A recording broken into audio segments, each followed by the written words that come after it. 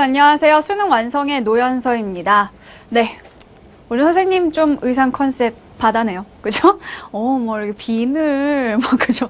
요게 뭐 물방울 좀 괜찮은 것 같아요. 오늘 이 목걸이에는 오늘 우리 PD님의 센스도 살짝 함께 하셨다는 거 여러분들이 좀 알아줬으면 좋겠어요. 우리 PD님이 되게 인기가 많으시더라고요.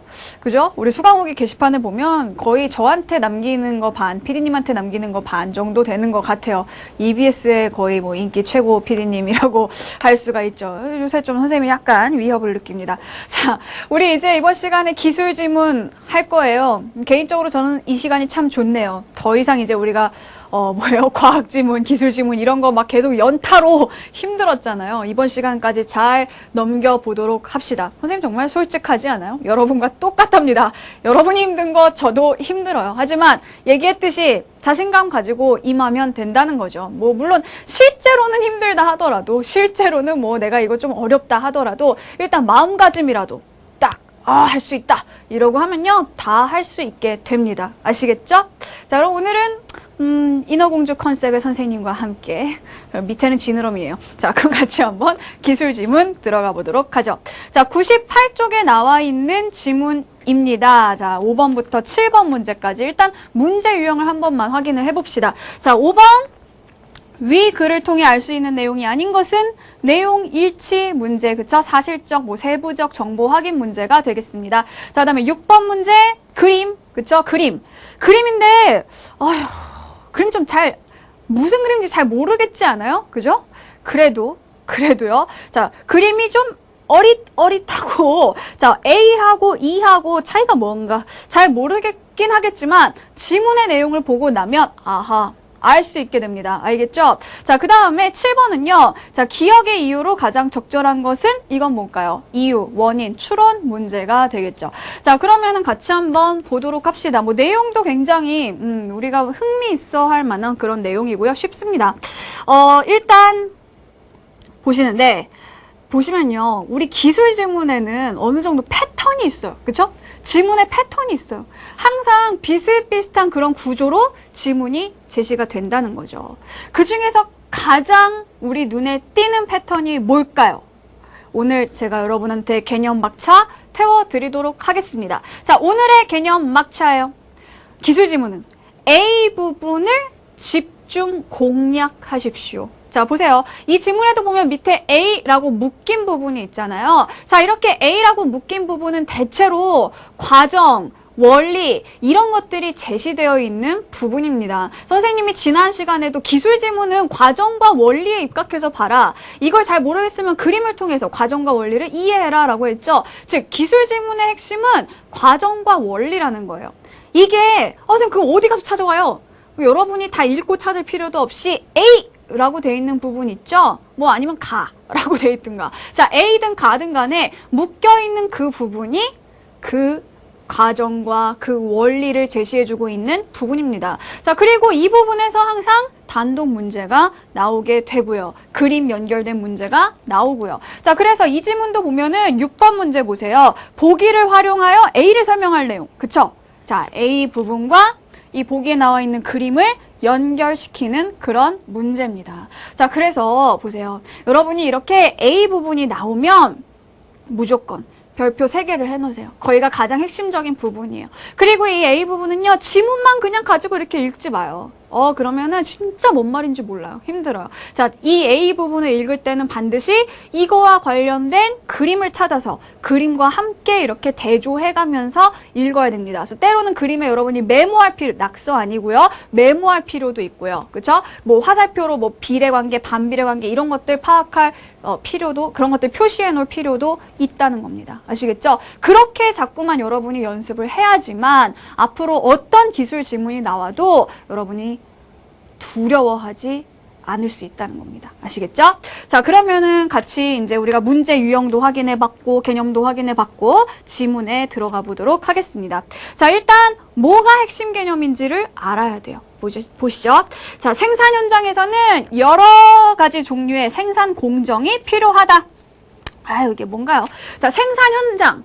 뭐 공장이겠죠? 그쵸? 뭔가를 만들어내는 곳입니다. 자, 거기에서는 여러 가지 종류의 생산 공정이 필요하다라는 거죠. 뭐 쉽게 얘기를 하자면 선생님의 이 옷을 만든다고 해봅시다. 선생님의 이 옷을 생산하는 그 현장에 가면은요, 뭐예요? 그냥 어디에다가 이렇게 실을 슉 집어넣었더니 그냥 옷이 짠 돼서 나온다. 이거는요, 그냥 해리포터죠. 그쵸? 그냥 해리포터가 이렇게 마술봉이라고 하나요? 그거를 이렇게 슉 하면은, 지팡이를 슉 하면은 그냥 옷이 되고, 이게 아니라, 자, 어떤 과정들이 있었겠어요? 일단, 이 파란 천을 자르는 과정이 있었겠죠. 그쵸? 자르고요. 만약에 이걸 기계로 다 자동화를 한다면, 다 똑같은 모양으로 자르고요. 그쵸? 자른 다음에 얘네들을 또 붙이고요. 앞판, 뒷판 붙이고요. 그쵸? 그 다음에 이런 디테일들, 그쵸? 여기 막 이런 비늘 같은, 요런 소매, 요런 장식들을 또 붙이는 공정이 있겠고요. 마지막으로 뭐 정리하는 공정이 있겠고, 이런 식으로 여러 단계들이 있을 거라는 겁니다. 알겠죠? 자, 그래서 자르는 기계, 그 다음에 얘네들을 붙이는 기계, 그 다음에 이런 거 다는 기계, 이런 식으로 이런 것들 하나하나를 우리가 생산 공정이라고 볼 수 있겠죠? 자, 그러면 보세요. 그런데 물리적인 공정이, 자, 보세요. 자, 우리 지문에 보면은요, 가끔 이런 말 나오잖아요. 물리적. 자, 물리적이라는 말이 나오면은 이 물리적이라는 게 무슨 뜻일까요?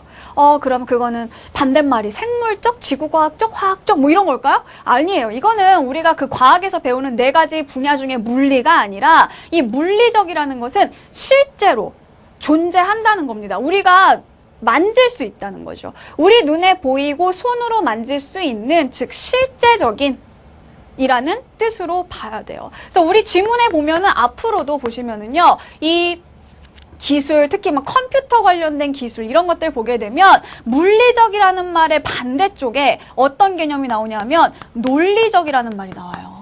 자, 물리적인 것과 논리적인 게 어떻게 반대말이 되느냐? 서로 상관없는 것처럼 보이죠. 그쵸? 어떻게 이게 이렇게 우리가 얘네들을 가지고 반의 관계다라고 말할 수가 있느냐? 이런 의문을 가지는 친구들도 있겠지만 굉장히 자주 쓰이게 되는 그런 개념입니다. 자, 그래서 우리 눈에 보이고 손에 만져지는 것들을 우리가 물리적이라고 하는 거고요. 이거는 다른 말로 논리적이라는 말, 다른 말로 추상적이라고도 해요. 그래서 이거는 실제로 우리가 볼 수는 없어요. 하지만 뭔가 머릿속에서 일어나는, 그죠? 아니면 뭔가 이렇게 좀 수학적인 식으로 표현되는 이런 것들을 우리가 논리적, 추상적이라고 말을 하는 겁니다. 그러니까 이 개념도, 이 물리적이라는 개념 나온 김에 알아두도록 하세요. 어느 지문인가는 반드시 나오게 됩니다. 알겠죠? 그 지문에서 이 말을 발견한다면 선생님 생각나겠죠? 그쵸? 그리울 거예요. 자, 보세요. 자, 물리적인 공정이 구축된 상태에서 공정에 변경을 가하는 것은 무슨 얘기예요? 자, 실제로, 자, 물리적이라는 건 실제라 그랬어요. 실제로 이미 기계들을 다 설치를 하는 겁니다. 그런 다음에 뭔가 변경을 하게 된다면, 자, 무슨 얘기예요? 여기 이렇게 동그랗게 비늘 모양으로 이렇게 달아주는 기계를 설치를 했단 말이에요. 그런 다음에 뭔가를 갑자기 바꿔버리는 거예요. 동그란 거? 별로 안 어울리는 것 같은데? 그거 여기에다가 이런 동그란 비늘 같은 거 붙이지 말고 거기에다가 한번 징을 박아볼까? 선생님 락커가 되겠네요. 그쵸? 락커 내지는 라이더 뭐 이런 느낌이 될 텐데, 자, 이런 귀여운, 자, 이런 비늘 대신에 징을 박아볼까 하면은요, 이미 기계 다 사놨는데, 그쵸? 기계를 새로 사야 되죠. 그죠? 자, 그러니까 어때요? 시간과 비용이 낭비가 된다는 겁니다. 자, 그래서 공정의 변경을 가하는 것은 금전적으로나 시간적으로 많은 비용을 초래하게 된다. 문제가 발생하겠죠. 자, 그래서, 자, 따라서 미리 구축하고자 하는 공정을 컴퓨터를 이용하여 설계하고 시뮬레이션을 통해 문제점이 없는지를 검증하는 가상현실 기반 공정 기술. 널리 활용되고 있다. 실제로 기계를 다 들여놓게 되면 나중에 바꿀 수가 없잖아요. 바꾸는데 너무나 많은 시간과 돈이 드니까 실제로 기계를 들여놓기 전에 컴퓨터상으로, 가상으로 한번 돌려보는 겁니다. 그게 뭐다? 가상현실 기반 공정기술이라는 얘기죠. 그래서 특히 생산 공정이 복잡한 제조산업 분야에서는 이 기술이 필수적으로 적용된다. 복잡하면 복잡할수록 이것이 가상현실에서 한번 해보는 것이 더 필수적이다라고 볼 수 있다는 거죠. 자, 그러면 5번 문제 살짝 볼까요? 자, 5번에 1번 보세요. 가상 공정 작업은 실제 공정에서의 시행착오를 줄이기 위해 사용된다. 실제로 갔을 때 어때요? 시행착오가 일어나게 되면 그때 가서 바꾸기엔 좀 늦으니까 그 시행착오를 줄이기 위해 미리 한번 해보는 거죠. 1번 맞죠? 자, 그 다음에 2번은요. 5번에 2번. 생산 공정이 복잡한 제조 산업일수록 가상 공정 작업이 뭐라고요? 필수적이 된다라고 지문에 나와 있었잖아요. 그러니까 여기서 더 필요로 하게 된다. 맞는 설명입니다. 그래서 5번에 1, 2번 맞는 설명이죠. 자, 다시 지문으로 옵니다. 자, 그래서 따라서 미리 구축하고자 하는, 이거 아까 읽었던 거군요. 죄송해요. 선생님 잠깐 정신을 놨네. 자, 넷째 줄에 필수적으로 적용된다. 그 옆에 보세요. 자, 가상현실 공정 작업은 실제 제품의 제작 없이, 그러니까 실제로 제품을 제작해보는 게 아니고 그냥 컴퓨터상으로만 해보는 거예요. 제품 생산 공정 전 분야에, 즉 처음부터 끝까지 전 분야의 시뮬레이션을 통해 제품 출시 기간을 단축하고, 왜요? 시행착오를 미리 한번 다 줄여봤으니까. 그때그때 이거 가상현실을 안 해보고 그냥 그때그때 정말 실제로 기계를 딱 갖다 들여놨다가 아니네 이거? 기계 바꾸고 다시 새 기계 와서 또 해보고 이렇게 시행착오를 정말 이렇게 물리적으로 해버리게 되면 시간이 엄청나게 많이 버려지게 되겠죠. 그렇죠? 자, 그래서 제품 출시 기간을 단축할 수 있고 이에 수반되는 개발 비용을 획기적으로 절감하는 효과가 있다. 자, 그래서 보세요. 자, 핵심 개념이 나왔습니다. 자, 핵심 개념은 뭐냐 하면은 가상현실 기반 공정, 왜 이렇게 길어? 자, 공정기술. 자, 요것이 10글자나 되네요. 자, 요것이 오늘의 핵심 개념입니다. 자, 이것이 가져오는 장점, 또 효과, 이게 뭐냐는 거죠. 뭐예요? 시간 단축할 수 있다. 또 비용 역시 절감할 수 있다. 그럼 누가 안 하겠어요? 그렇죠? 다 하겠죠. 자, 두 번째 단락 봅시다. 가상현실 기반 공정 기술은 현실 못지않게 실감나는 환경을 제공함으로써 산업 생산의 신규 인력을 훈련하는 대로 하는데도 활용되고 있다. 그러니까 이게 단순히 그냥 시행착오를 줄이기 위해서만 해보는 게 아니라 이거를 일단 만들어 놓으면 어때요? 처음 신입이 왔어요. 근데 이 신입이 왠지 좀 딱 보기에 못 믿어온 거예요. 그쵸? 막 애가 되게 말하는 것도 좀 약간 그러고 그쵸? 이렇게 그냥 모든 면이 좀 어리버리한 그런 친구들 있잖아요. 그쵸? 자, 그래서 이 친구를 바로 이 생산 공정에 투입시켰다가는 뭔가 좀 문제가 생길 수도 있다는 거죠. 그러면 걔 때문에 또 얼마나 많은 것들이 버려지겠어요. 그러니까 실제로 하기 전에 얘를 뭘 통해서 이걸 가지고 훈련을 시켜볼 수 있다는 겁니다. 이걸로 가상현실에서 먼저 연습해보고 실제로 나가서 해보라는 거죠. 그런 거 다 비슷한 거 아니에요? 스크린 골프, 그렇죠? 아니면 막 운전면허도 여러분 아직 운전면허 못 따는군요. 운전면허도요 요새는 실내에서 이렇게 그 시뮬레이션 가상현실로 이렇게 하는 그런 것도 있다고 하더라고요. 그래서 이렇게 훈련에도 사용할 수가 있습니다.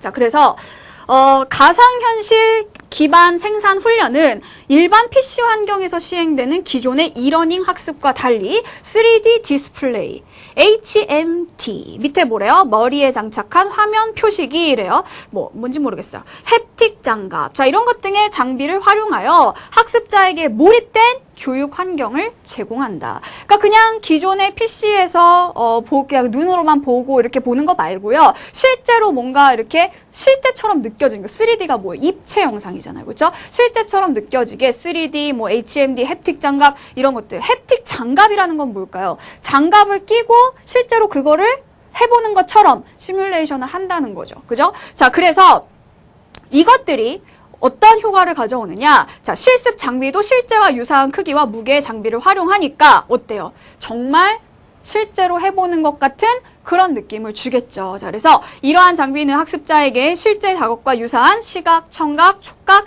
피드백을 제공하여 현장에서 직접 배우는 것과 유사한 학습 효과를 갖게 하는 것이다. 자, 5번에 3번 보세요. 자, 5번에 3번 가상현실 기반 공정 훈련은 자, 이제 뭐예요? 이게 훈련으로 넘어가게 되죠. 그렇죠? 자, 이 훈련은 기존의 이러닝 학습보다 어떻다? 더 실제로 하는 듯한 현실감, 현장감 이런 것들이 더 높아진다는 거죠. 그래서 현장감과 실제성이 높다. 3번 맞는 설명입니다. 됐죠?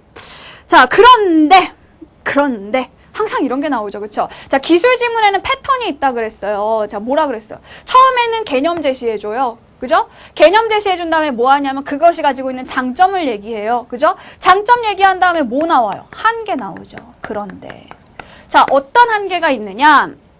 아무리 컴퓨터상에서 정교하게 시뮬레이션을 마친 가상의 공정이라 할지라도 이를 물리적인 공간에 구축할 때 발생하는 문제점들을 피할 수는 없다라고 돼 있어요. 자, 아무리 그것이 정교하게 되었다 하더라도 어쨌든 가상의 공간이라는 거죠. 그러니까 이걸 실제 상황으로 가져오게 되면 문제가 생길 수밖에 없다. 오차가 생길 수밖에 없다라는 겁니다. 자, 왜요? 자, 우리 과학이든 기술이든 인과관계 중요하죠.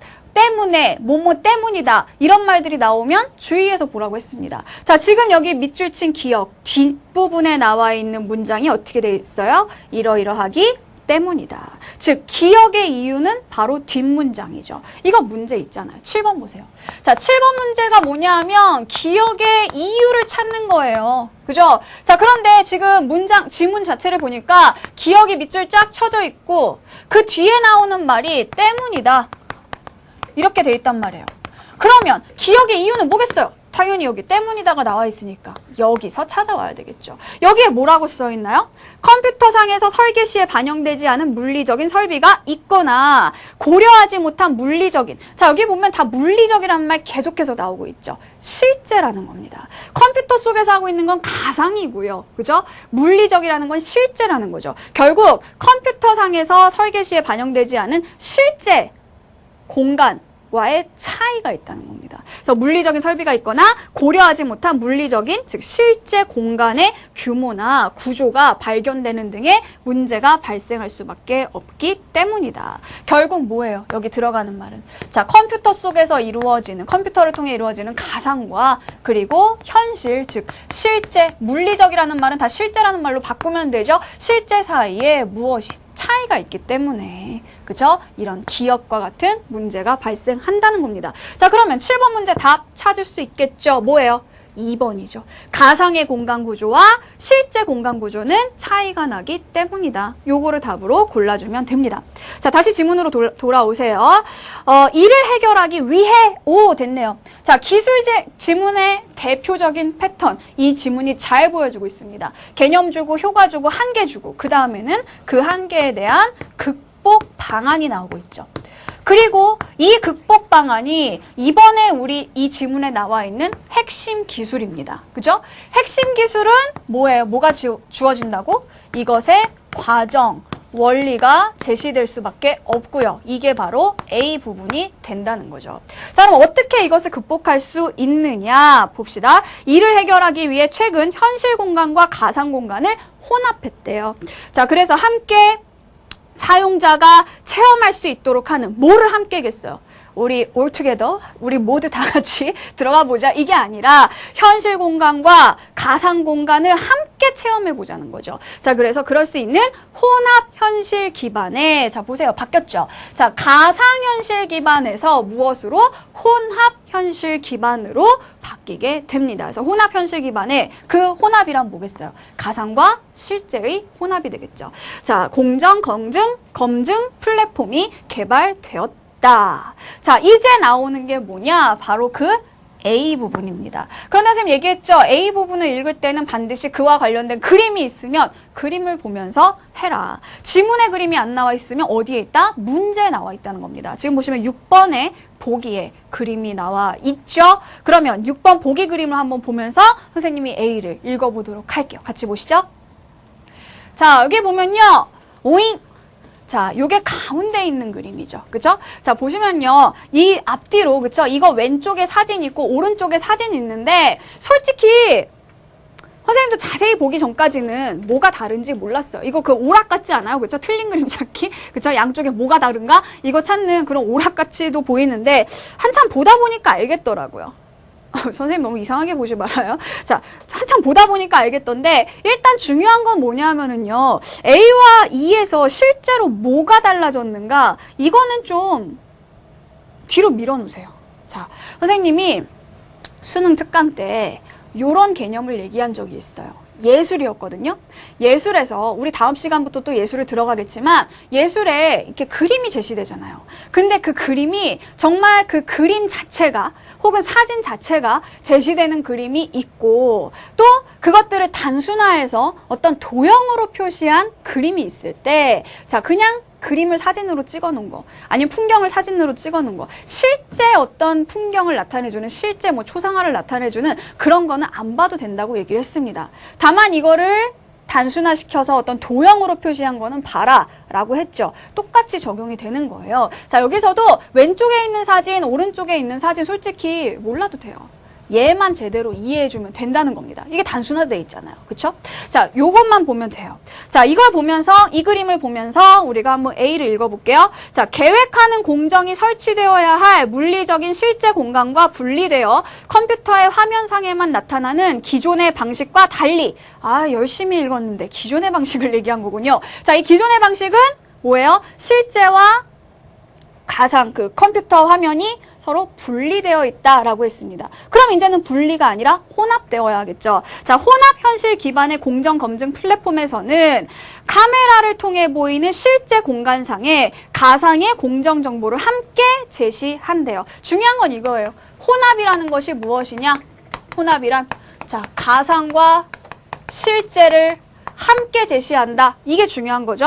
자, 이게 뭐냐? 실제 공정이 설치될 물리적인 공간의 상황을 고려하여 가상 공정을 검증해 볼 수 있도록 하였다. 솔직히 이거 바로 윗단락에서 했던 얘기 반복하고 있는 겁니다. 넘어가요. 자, 사용자는 플랫폼상에 장착된 모니터 뒤쪽에 부착된 카메라. 이걸 봐야 돼요, 이제. 자, 구조가 나오잖아요. 그죠? 자, 지금 보면 B하고 C가 있어요. 자, 모니터 뒤에 카메라가 붙어 있대요. 얘가 모니터예요? 얘가 모니터예요? 솔직히 진짜 그냥 상식적으로 누가 모니터예요? 얘가 모니터겠죠.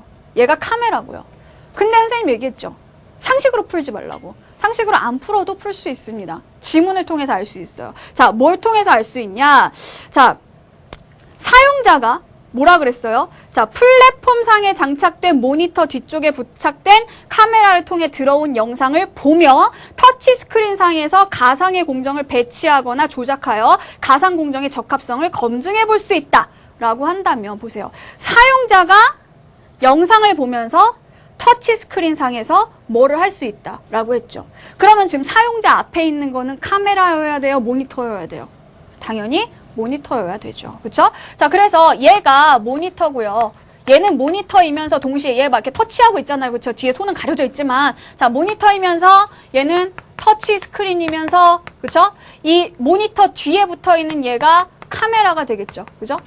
자, 그러면 일단 B, C의 관계를 알았습니다. 자, 카메라를 통해 들어온 영상을 보며 터치스크린 상에서 가상의 공정을 배치하거나 조작하여 가상 공정의 적합성을 검증해 볼 수 있다. 이때 고해상도 카메라의 움직임을 이게 고해상도 카메라였어. 좋은 거네. 이렇게 그려져 있지만 자, 고해상도 카메라의 움직임을 센서가 감지함으로써 사용자의 시선 방향에 맞추어 가상 공간이 실제 공간에 정합되어 가시화된다. 이를 통해 가상의 공정이 실제 공간에 설치된 상황을 사용자가 간접적으로 체험할 수 있게 되므로 사용자는 물리적인 공간을 고려하여 공정을 수정하거나 검토할 수 있대요. 뭐 소리예요, 이게. 자, 가만히 봅시다. 자, 카메라는 뭐를 찍었을까요? 실제 장면을 찍었겠죠. 그쵸? 실제로 존재하지 않는 걸 카메라로 찍을 수는 없잖아요. 귀신을 보는 카메라. 갑자기 막 이게 오싹해지는데? 자, 그게 아니라 카메라는 당연히 실제 장면을 찍은 겁니다. 자, 그러니까 이 왼쪽에 있는 사진 A죠. 그쵸? 자, A가 뭐겠어요? A는 실제 공간입니다. 자, 그럼 6번에 1번 보세요. A. 사용자가 계획하는 공정이 시행될 실제의 공간에 해당한다. 자, 그래서 맞죠? 자, 이 실제 공간이 카메라로 들어옵니다. 카메라로 들어온 이 실제 공간이 모니터로 출력이 되는 거죠. 그러면 사용자는 이 D는 누구예요? 자, 이거 뭐라고 쓸까? 허벅지? 그러면 안 돼요. 자, 사용자죠. 자, 이 사용자는 뭐를 하겠어요? 여기 실제 공간이 카메라를 통해서 들어온 이 모니터를 통해 터치 스크린을 통해서 자기가 거기에서 이것저것 배치도 해보고 여기에서 뭔가 가상으로 뭔가를 해본다라는 그런 의미가 되는 거겠죠. 그쵸? 자, 그런데 이때 얘가 뭘 한다 그랬어요? 센서가 감지를 함으로써 사용자의 시선 방향에 맞춰서, 즉 사용자가 이렇게 보면 이쪽 보여주고 이렇게 보면 이쪽 보여주고 이런 식으로 사용자의 시선 방향에 맞추어서 가상 공간이 실제 공간에, 즉 여기 보이는 거는 뭐겠어요? 실제가 그대로 여기에 비추어지면서 거기에다가 가상이 혼합된, 그게 바로 모니터에서 보여지는 모습이겠죠. 그쵸? 자, 그래서 뭐예요? 이 사용자의 그런 시선의 위치에 따라서 이것을 가상을 실제에 정합해서 보여주게 된다라는 겁니다. 아시겠죠? 이를 통해서 이 사람은 간접적으로 체험을 해볼 수 있다는 거죠. 직접이 아니에요. 그쵸? 공간만 여기에. 그러고 나서 이 사진을 보니까 알겠죠. A에 나와 있는 모양은 어때요? 그냥 뭐 테이블 같은 것만 있는 빈 방이에요. 그죠? 그런데 2를 보니까 어때요? 거기에 뭐 의자도 생기고 뭐지 이게? 뭔지 모르겠지만 기계 같은 게 들어와 있어요. 그쵸? 자, 그러니까 이거는 뭐예요? 실제 빈 그 테이블만 있는 공간에다가 여러 가지 새로운 것들이 가상으로 놓여지게 된 겁니다. 그때 이 사람은 실제로 거기에 가서 뭘 하고 있나요? 아니죠. 터치 스크린을 통해서 뭐예요? 간접적으로 체험을 해보고 있다는 겁니다. 자, 그러면 보세요. A 1번은 아까 실제 공간이다 라고 얘기를 했고요. 자, 그 다음에 B, 카메라. 자, 카메라가 하는 역할은 뭐라 그랬죠? 실제 공간을 찍어서 사용자가 터치 스크린을 통해 볼 수 있게 하는, 즉 찍는 역할을 B가 해주고 있는 거죠. 2번 맞죠? 자, 그 다음에 6번에 3번 보면은요. 가상의 공정을 배치하거나 조작하여, 아까 이 부분 터치 스크린을 통해서 사용자가 뭘 한다? 지문에 나온 그대로죠. 3번 맞죠? 자, 그 다음에 4번은요. 자, 실제 공정 작업과 가상의 공정 작업을 함께 실시한다? 아니죠. 그쵸? 자, 보세요. 이 사용자는 아까 뭐라 그랬냐 하면 간접적으로 공정을 해볼 수 있다라고 했어요. 그러니까 실제 공정 작업을 해볼 수 있는 건 아니라는 거죠. 다만 실제의 모습이 일부 보일 뿐이지 이 사람이 여기서 실제로 뭔가를 해보는 건 절대 아니라는 겁니다. 알겠죠? 자, 그래서 6번의 정답 4번이네요. 그죠? 자, 5번은요. 2. 자, 2가 뭐예요? 이거 다음에 나와 있는 옆에 있는 사진이죠. 그쵸? 이게 뭐예요? 이 사람이 보게 되는 모습이 되겠죠. 터치 스크린상의 모습으로 실제 공간의 정보에 가상의 공정 정보가 함께 제시된다. 라고 해서 지금 보니까 이 A에 있던 실제 모습에다가 기계들이 몇 개가 좀 더 들어와 있는 그런 모습이 보이게 된다는 겁니다. 아시겠죠? 자, 그래서 우리가 이 부분 이제 이해가 된 거예요. 알겠죠? 자, A하고 E. 이게 도대체 무슨 그림인가? 몰라도 된다는 거죠. 좀 구조화되어 있는, 이렇게 단순화되어 있는 부분들을 통해서 우리가 지문 내용이랑 1대1로 연결만 시켜주면 됩니다. 자, 그래서 6번 정답 4번으로 정리하고 갈게요. 자, 그러면 계속해서 지문을 보도록 합시다. 자, 혼합현실 기반의, 자, 마지막 단락이에요. 자, 혼합현실 기반의 공정 플랫폼이 개발됨으로써 물리적인 공정상에 없는 가상의 설비가 새로 추가될 경우, 즉, 물리적인, 실제에는 없는 가상의 설비. 아직 안 샀어요. 그렇죠? 가상의 설비가 새로 추가될 경우 공정이 동작하는 모습을 재현해 볼 수 있게 되었다. 또한 간단한 모델링 기능을 제공하여 필요할 경우 작업 현장에 이미 설치되어 있는 물리적인 설비를 모델링하고 가상 공정 데이터와 연동하여 공정을 검토해 보는 것 또한 가능해졌다. 자, 그러면 5번 한번 다시 봅시다. 자, 5번에 1, 2, 3은 아까 우리가 확인을 했죠. 자, 5번을 보세요. 혼합 현실 기반 공정에서는 실제 공정상에 없는 가상의 설비를 추가해 볼 수 있다. 우리가 방금 읽은 마지막 단락에 나온 내용이죠. 자, 그럼 하나가 남았어요. 4번. 기존의 가상현실 공정 기술에서는 실제 공정에서 쓰이는 장비를 사용하기도 한다. 그런가요? 네? 이 부분은 언급되어 있지 않죠. 헷갈리면 안 되는 게 뭐냐 하면, 자, 뭐예요? 기존의 가상현실 공정기술, 이거 실습 장비가 실제와 유사한 크기와 유사한 무게의 장비를 활용한다라고 했지 그 실제에서 쓰이는 장비를 가져온다 라고 하지는 않았죠. 그쵸? 그래서 4번이 막 헷갈리게 만들어 놓은 그런 선택지입니다. 하지만 여러분 걸려 들어가면 안 되죠. 실제 기계는 살 수가 없어요, 아직은. 그죠? 왜 하는데 이거를? 그죠? 돈이랑 시간이랑 줄여보겠다 그러는 건데 실제 장비를 뭐하러 사오겠습니까? 그죠? 자, 그래서 5번의 정답 4번이 되겠습니다. 7번은 아까 풀었고요. 이렇게 해서 우리가 가상 현실, 기반, 공정, 기술. 헷갈려. 자, 이거에 대한 지문 한번 우리가 문제를 풀어봤습니다. 자, 그러면 오늘도 역시 찾아온 명언 타임입니다. 자, 오늘의 명언 누가 올려줬는지 한번 볼까요? 오늘은 우리 소중한 다미가, 서다미 친구가 올려준 명언입니다. 미래는 정리가 필요한 현재일 뿐이다. 내가 할 일은 미래를 예측하는 게 아니라 가능하게 만드는 것이다. 그래서 앙투안 드 생텍쥐베리께서 하신 말씀이라고 합니다. 저는 이 말을 듣고 나서 좀 반성을 했어요. 미래라는 게 선생님은요, 현실과는 다른 뭔가라고 생각을 했거든요. 지금 현재와는 완전히 다른 파라다이스 뭐 이런 거라고 생각을 했어요. 근데 이 말을 듣고 나니까 미래는 진짜 현재와 완전히 동떨어져 있는 것이 아니라 지금의 내가 만들어가는 것이구나 라는 깨달음을 얻게 됐습니다. 현재가 정리되면 지금 현재 선생님 막 이것저것 막 너무 많이 하고 막 이것저것 막 선생님 막 여기저기 막 집중력이 막 분산돼 있고 막 이럴 거 아니에요. 그렇죠? 여러분들 마찬가지죠. 그렇죠? 이런 것들을 정리하면 미래가 보인다는 거죠. 그러니까 우리가 해야 될 거는요. 미래에 나는 이게 돼 있지 않을까? 이게 돼 있지 않을까? 이런 거는 중요하지 않다는 거예요. 그 미래가 가능해지도록 만들어야 된다는 겁니다. 그 미래가 가능해지도록 하는 힘은 도수를 부려서 뭐 이런 게 아니라 뭐예요? 현재에서의 노력이 되겠다라는 얘기죠. 사실 다미가 굉장히 많은 명언을 올렸었습니다. 그러면서 뭐라 그랬냐면 쌤, 제 글귀 다 좋으니 소개시켜 주시지 않으셔도 한번 읽어보신묘 이래가지고 우리 토끼의 해를 맞이해서 묘체를 1월 달에 잠깐 썼었죠. 그거를 썼습니다.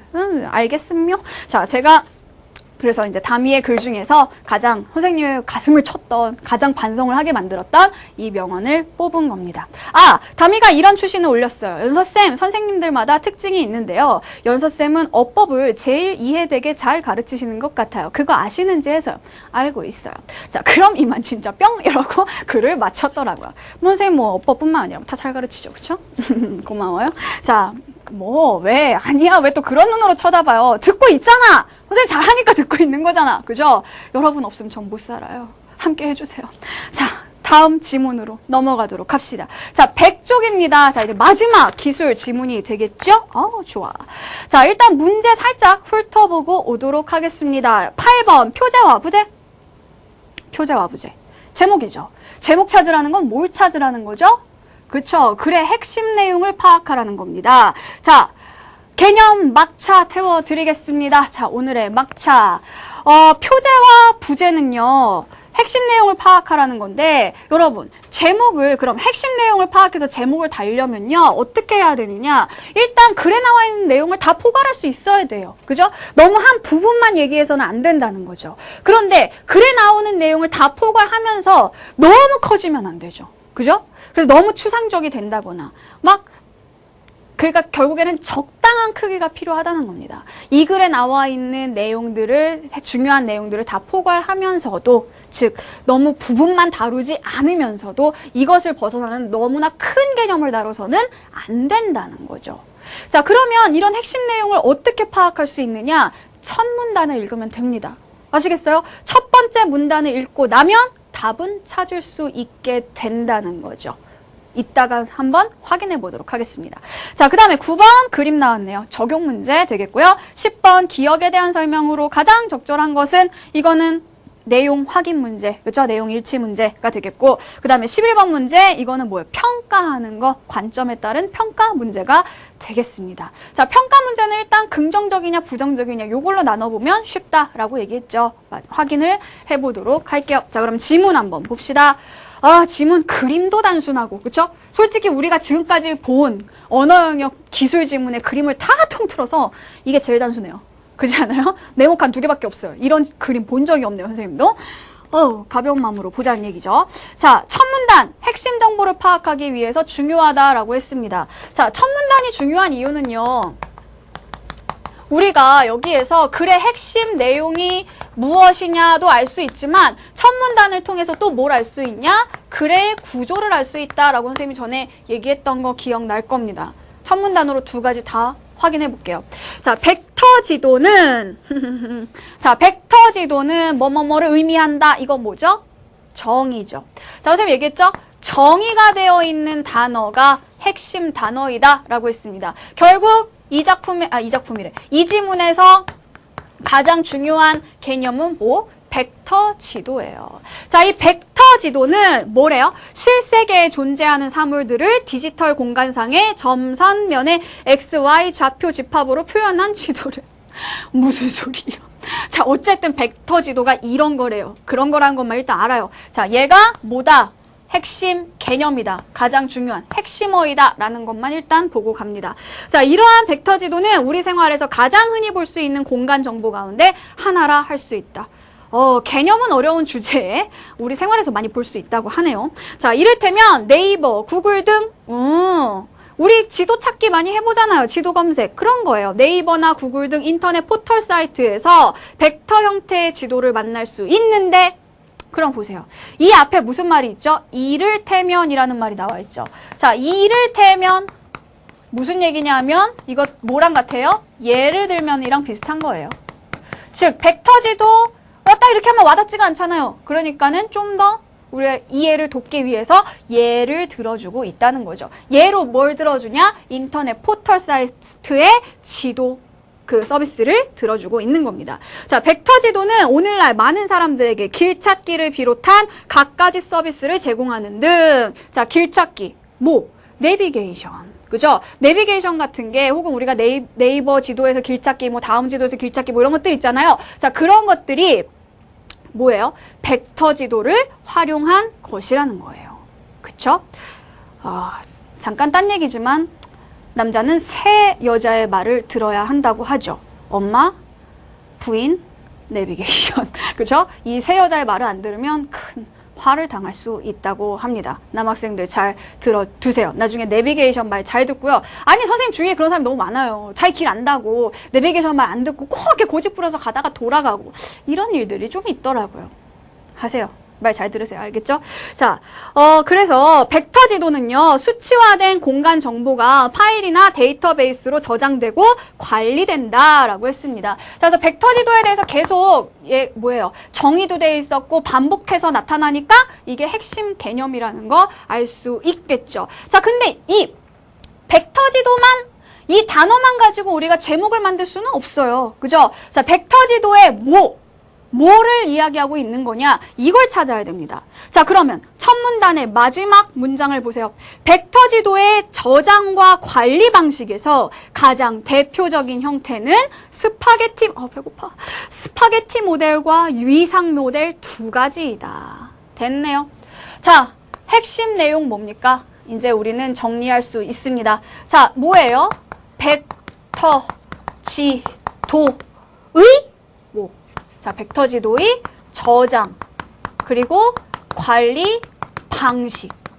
이거에 대한 거죠. 그래서 이거를 뭘로? 두 가지로 나눠서 얘기를 하고 있잖아요. 스파게티 모델, 그리고 위상 모델. 자, 그럼 보세요. 첫 문단이 요러고 끝났어요. 그러면 이 뒤의 내용은, 글의 구조는 어떻게 제시가 될까요? 그 다음에 스파게티 모델에 대한 얘기 나오겠죠. 그 밑에 위상 모델에 대한 이야기 나오겠죠. 그러면서 얘네들 각각이 가지고 있는 차이점 제시를 해주겠죠. 그 차이점은 장점과 단점으로 나타날 겁니다. 물론 거기까지는 모를 수도 있죠. 하지만 그래서 확인해 볼 수 있어요. 자, 그러면 8번 문제 답 뭐예요? 3번이죠. 자, 3번 보니까 표제가 뭐라고 돼 있어요? 벡터 지도의 저장 및 관리 방식. 선생님이 써놓은 그대로죠? 자, 그 다음에 그 부제는 뭘까요? 종류, 스파게티 모델, 위상 모델. 그 종류와 장단점을 중심으로 알아보자. 이런 내용이죠. 자, 그래서 3번이 답이에요. 선생님 4번은 왜 안 돼요? 4번도 되잖아요. 이 지금 보면 스파게티랑 위상 모델의 특징하고 용도도 나오잖아요. 스파게티 모델은 가스관, 상하수도 파이프 이런 거 된다며요. 그 다음에 위상 모델은 길찾기 이런 거 된다며요. 4번도 되지 않아요? 왜 틀렸을까요? 자, 벡터 지도의 종류라고 돼 있죠. 자, 보세요. 지금 이 모델들은 자, 스파게티 모델, 위상 모델, 이 모델들은 벡터 지도의 종류가 아닙니다. 뭐였어요? 벡터 지도에서 자료를 저장하고 관리하는 방식이죠. 그죠? 어떤 방식으로 자료를 저장하고 어떤 방식으로 자료를 관리하냐, 이 방식에 따른 모델인 거지, 벡터 지도에는 이런 지도, 이런 지도, 이런 지도가 있다. 지도의 종류를 말하는 게 아니라는 겁니다. 알겠죠? 자, 그래서 4번은 답이 될 수가 없어요.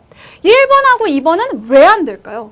이게 아까 선생님이 얘기했던 너무 큰 범위의 문제인 거죠. 자, 지금 보면 핵심 내용이라고 하려면, 우리가 제목이라고 하려면 다 글의 내용을 다 포괄을 해야 되지만 너무 커져서는, 범위가 너무 커져서는 안 된다라고 했어요. 지금 보면 전자지도라고 나와 있죠. 지금 보면 이 벡터지도와 전자지도는 같은 개념이 아니에요.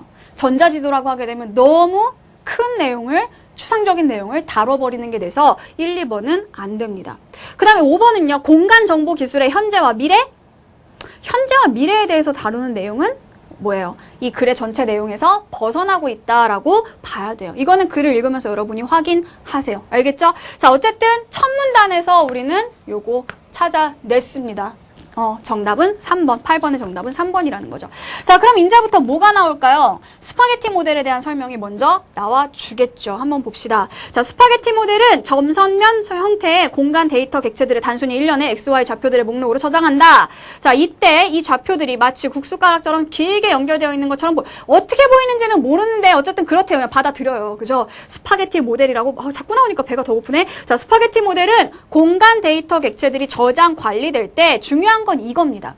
자, 정리해 봅시다. 스파게티 모델. 자, 두 가지가 나왔어요. 얘랑 위상 모델. 뭐 해야 돼요? 우리 위대한 아이들. 동그라미 세모. 그죠? 자, 얘를 동그라미로 해봅시다. 자, 스파게티 모델의 특징은 뭐냐 하면은요. 이거죠. 자, 공간 데이터 객체들이 저장 관리될 때 각 객체들 간의 상호 연관 관계를 전혀 고려하지 않는다. 즉, 두 개의 어떤 서로 다른 건물이 있을 때 얘네들의 관련성은 고려하지 않는다는 겁니다. 자, 그래서 연관관계 고려하지 않음, 여기에 좀 크게 동그라미를 쳐놓으세요. 자, 그 다음, 그러므로 인접하고 있는 다각형을 나타내기 위해서는 경계하는 선을 2번씩 중복하여 저장한다. 무슨 말인지 모르겠죠? 예를 들어, 바로 모르겠으면 예를 보십시오. 그림도 있잖아요. 그렇죠? 자, 건물 1과 건물 2를 저장한다고 하면 스파게티 모델에서는 보세요. 자, 건물 1하고 건물 2가 서로 붙어 있어요. 이렇게. 서로 벽을 붙이고 있단 말이에요. 자, 그러면 건물 1랑 건물 2가 있다고 할 때 이 모델에서는요. 그 옆에 있는 애들, 서로 다른 두 개체의 연관관계를 고려하지 않는다 그랬죠. 그러니까 솔직히 이 옆에 얘가 있나 없나 이거에는 관심이 없는 거예요. 단순히 그냥 이거 하나만. 그쵸? 이 객체 하나만 관심이 있다는 거죠. 자, 그러니까 얘 따로 저장하고 얘 따로 저장을 하니까 어때요? 이 부분은 2번 저장이 되겠죠. 건물 1을 저장할 때 이렇게 4개의 변을 저장해요. 그 다음에 건물 2를 저장할 때 4개의 변을 저장해요. 그럼 얘는 중복된다라는 겁니다. 자, 그래서 스파게티 모델에서는요. 뭐죠? 이런 이어져 있는 부분, 이런 데는 중복 저장될 수 있다. 자, 이러한 스파게티 모델은 데이터 객체들 간의 관계를 전혀 고려하지 않는 까닭에 이게 제일 중요한 특성인가 봐요. 그죠? 자, 그래서 가스관, 상하수도 파이프 거기 동그라미 해야죠. 자, 어떤 때 쓰인다? 가스관이나 아니면은 상하수도 관. 자, 이런 것들을 동그라미 자, 표시하는 간단한 수치 지도를 필요로 하는 경우에 효과적으로 이용될 수 있다. 됐죠? 자, 그러나 공간적인 연관관계 정보가 없는 까닭에, 즉 연관관계, 얘랑 얼만큼 떨어져 있냐, 얘랑 붙어 있냐, 뭐 이런 거잖아요. 그렇죠? 자, 그런 것이 없어서 데이터 객체들 간의 연관성을 필요로 하는 중첩 분석, 네트워크 분석, 인접성 분석, 연결성 분석 등의 공간 분석을 하기에는 비효율적이다. 라고 돼 있습니다. 그래서 얘는 공간 분석에는 비효율적이다라는 결론이 나오죠. 반면 위상 모델, 자, 이제 세모를 해야겠죠? 자, 위상 모델은 공간 데이터 객체들 간의 공간적인 상호 연관 관계 정보를, 즉 얘는 뭐예요? 연관 관계 이거를 되게 중요시한다는 거죠. 이거를 그래서 함께 저장을 한다는 겁니다. 자, 그래서 임의의 면 객체의 오른쪽에는 어떤 데이터 객체가 인접해 있는지, 임의의 선 객체는 어떤 데이터 객체와 연결되어 있는지 등, 자, 뭐예요? 관계 정보를 객체 정보와 함께 저장한다는 거죠. 즉, 스파게티 모델에서는요, 건물 1을 저장할 땐 그냥 이거 하나만 저장을 해요. 옆에 있는지 뭐가 있는지는 별로 중요하지 않다는 거죠. 그런데 위상 모델에서는, 자, 건물 1을 저장할 때는 그냥 건물 1의 위치만 저장하는 것이 아니라 그 옆에 무엇이 붙어 있느냐. 건물 2, 뭐 이쪽에는 뭐 건물 3 이런 것들이 붙어 있을 수도 있겠죠. 그렇죠? 이런 거를 함께 이런 옆에 있는 것들까지 저장을 한다는 겁니다. 자, 그래서 예를 들어 건물 1의 오른쪽에는 건물 2가 있고 건물 2의 왼쪽에 건물 1이 있다는 정보가 함께 저장되는 식이다. 자, 그때 선분 A, B는 이거죠. 그렇죠? A, B 이거는 한 번만 저장되면 되겠죠. 그죠? 자, 그래서 이거는 1, 2가 공유하고 있음을 나타낸다. 이러한 위상 모델은 공간 객체와 함께 미리 구축되어 있는 인접성, 연결성, 포함성 등의 데이터 객체들 간의 연관 정보를 파악하기까지 오랜 시간이 걸리고, 자, 문제점, 단점입니다. 자, 보세요. 아까 우리가 스파게티 모델 같은 경우에는 뭐라 그랬죠? 여기에서 이 지금 종류와 함께 핵심 8번 문제가 뭐였어요? 핵심 내용을 파악하는 거였잖아요. 종류와 함께 얘네들이 가지고 있는 장단점을 지금 나타내주고 있는 거죠. 얘는 어떤 단점이 있었죠? 공간 관계를 파악할 수가 없다. 얘 같은 경우에는 또 어떤 단점이 있는 거예요? 이거를 파악하는데 오랜 시간이 걸린다는 거죠. 그렇죠? 그래서 이런 관계를 파악하기까지 오랜 시간이 걸리고 많은 비용이 들어간다. 자, 그래서 시간이 많이 걸린다. 비용이 많이 든다. 자, 요런 문제가 있다는 거에도 세모 표시를 해줘야 되겠습니다. 자, 오늘날 대부분의 지리공간 정보 시스템들은 기능이 복잡해지고 다양한 공간 분석 기능을 요구하는 경우가 많아지면서 스파게티 모델보다는 뭐를? 위상 모델을. 자, 어때요? 둘 중에 뭐를? 얘를 더 선호하는 추세다. 이게 바로 B의 관점이 되겠네요. 특히 인터넷 포털 지도에서 길찾기 서비스 및 차량 내비게이션 서비스는 반드시 네트워크 분석 기능을 지원할 수 있는 위상 모델을 구축해야만 가능한 서비스라 할 수 있다. 뭐 옆에 뭐가 있고 그 다음에 뭐가 있는지를 알아야 길찾기를 시켜줄 거 아니에요. 그죠? 자, 그래서 자, 내비게이션 뭐 아니면 지도 길찾기 서비스 자, 이런 것들은 얘와 관련이 있다는 거죠. 그쵸? 자, 그러면 문제를 한번 풀어보도록 합시다. 자, 일단 11번 보세요. 자, 11번. B의 입장에서, 즉 위상 모델을 더 선호하는 입장에서 A를 평가한 것은, 자, A가 뭐죠? 이게 얘를 중복해서 저장하는 거. 그죠? 즉 얘와 얘의 연관성을 고려하지 않는 것. 즉 위상 모델을 선호하는 사람들이 스파게티 모델을 어떻게 평가하겠냐는 거예요. 당연히 얘네들은 서로 반대되는데 부정적인 평가가 나올 수밖에 없겠죠. 그쵸? 자, 그런데 이거 보면은요, 단순히 긍정, 부정으로만은 좀 풀기가 어렵게 돼 있네요. 이런 동그라미 세모를 했기 때문에 풀 수 있는 내용들입니다. 1번 보세요. 경계선이 중복 저장된다. 자, 이 B의 입장에서, 즉 위상 모델의 입장에서 스파게티 모델을 보는 겁니다. 자, 그러면 자, 얘네들은 어때요? 중복 저장되는 거 맞죠? 그쵸? 중복되는 게 얘죠. 그런데 비용이 많이 든다? 비용은 아까 세모해 놓은 거 여기 있죠? 비용은 오히려 얘가 많이 들어요. 1번 안 돼요. 자, 그 다음에 2번. 공간 간의 정보가 검색되지 않아 비효율적이다. 보세요. 공간 간의 정보가 뭐예요? 공간과 공간 사이의 정보, 즉 얘네들의 관계가 되겠죠. 자, 그래서 지금 얘 같은 경우에는요, 관계를 고려하지 않기 때문에 우리가 이 모델을 가지고는 관계를 알 수가 없어요. 그러니까 비효율적이다라고 얘는 말할 수가 있겠죠. 그렇죠? 지금 이 B의 관점은 뭔데? 왜 얘를 선호하는데요? 길찾기 같은 거 해야 되니까. 그죠? 길을 못 찾는다는 거죠. 자, 2번이 답이죠. 자, 그 다음에 3번. 연관 정보를 검색하기까지 오랜 시간이 걸린다. 자, 보세요. 시간에 관해서 언급했던 거 얘죠. 세모돼 있죠. 그러니까 역시 이건 뭐예요? 얘가 얘를 비판하는데 사용할 수가 없겠죠. 그죠? 자, 그 다음에 4번은요. 최신의 정보를 제공하지 않아. 이런 내용은 아예 글 자체에 언급되어 있지 않았으니까 패스하고 5번. 점과 점의 연결 정보가 없어서 이용상 불편하다. 자, 지금 스파게티 모델이 점과 점의 연결 정보가 없나요?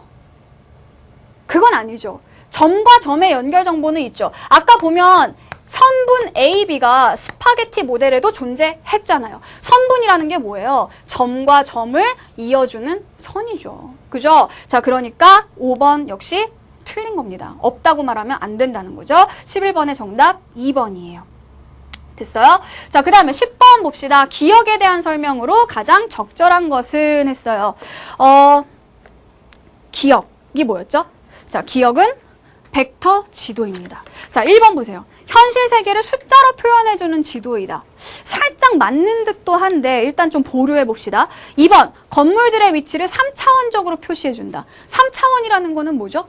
입체로 이렇게 표시해준다는 건가? 그쵸? 근데 여기서 3차원, 2차원 이런 말들은 없었죠? 없앱시다. 자, 그 다음에 3번, 실세계를 인터넷 포털 사이트에서 재현해주는 지도이다. 이건 뭐예요? 벡터 지도의 예시죠.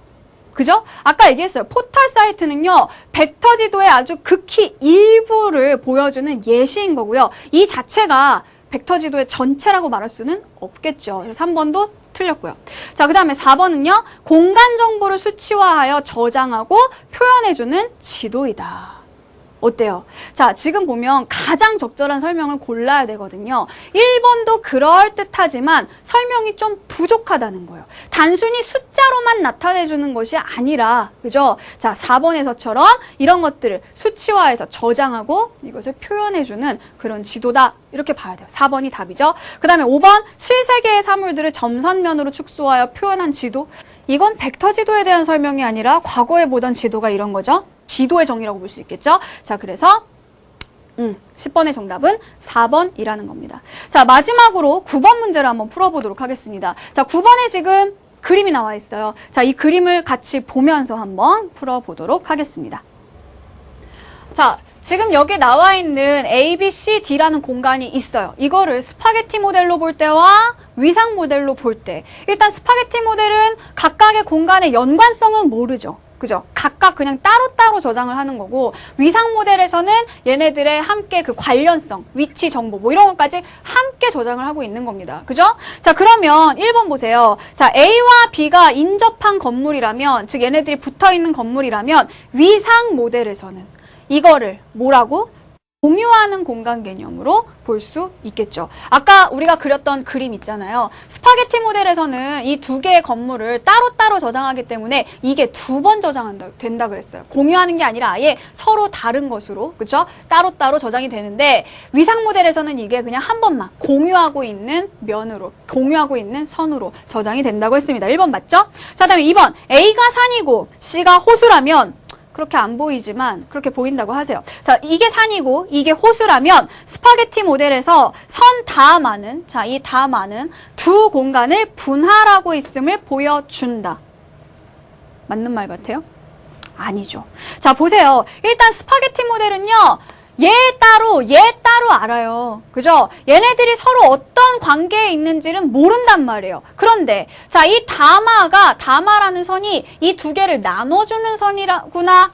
라는 걸 어떻게 알아요? 얘는 그냥 혼자만 존재하는 거지 얘와의 관계 속에서는 어떤 관계에 있는 거구나. 이건 스파게티 모델에서 알 수가 없다는 겁니다. 자, 그러니까 얘가 A와 C와의 관계에서 무슨 역할을 한다? 당연히 모르겠죠. 2번이 답이에요.